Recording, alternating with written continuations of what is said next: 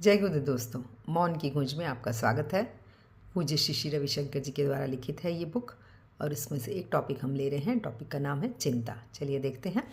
दिमाग में चिंता रहती है और हृदय में भावनाएं, दोनों एक ही समय पर कार्य नहीं कर सकते।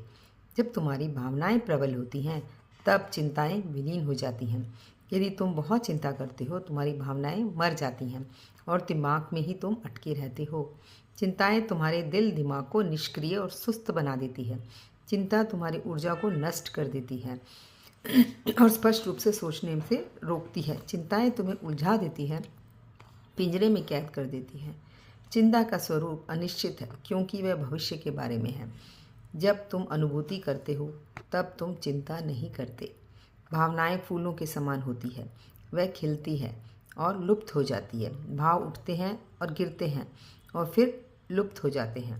जब तुम भावनाओं को अभिव्यक्त करते हो तुम्हें विश्राम मिलता है।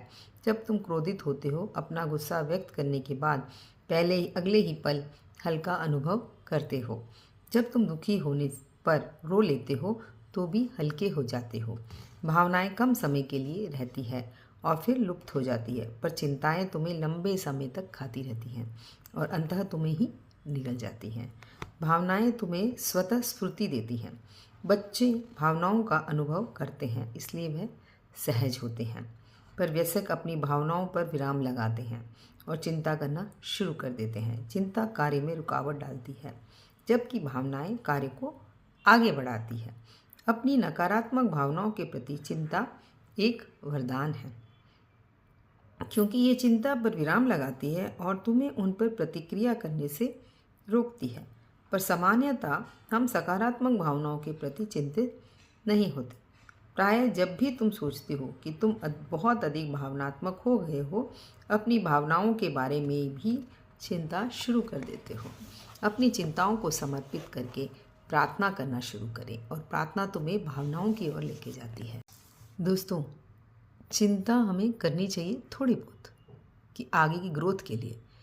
हम क्या करते हैं, चिंता बहुत रबड़ की तरह खींच देते हैं, उसकी एक एक चीज़ परत दर परत निकालते हैं। उससे हमारा दिमाग खप जाता है, थक जाता है।